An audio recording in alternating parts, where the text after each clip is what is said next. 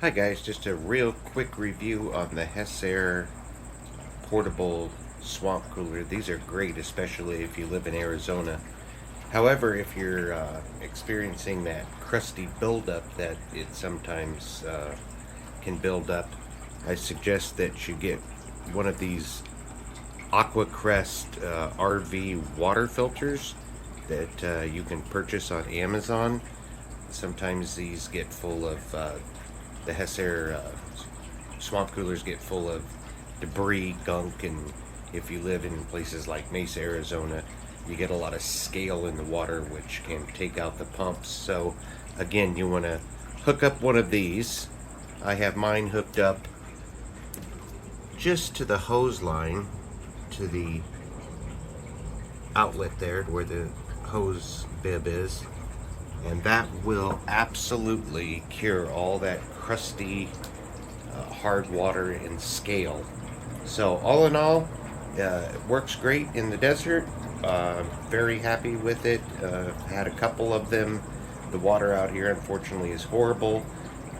So I'm hoping this one will last a little longer with the AquaCrest RV water filter. So far so good. No scale, no buildup.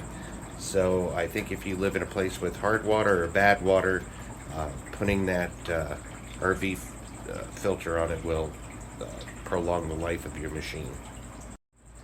Hi guys, just a real quick review on the Hessaire portable swamp cooler. These are great, especially if you live in Arizona. However, if you're experiencing that crusty buildup that it sometimes can build up, I suggest that you get one of these AquaCrest RV water filters that you can purchase on Amazon.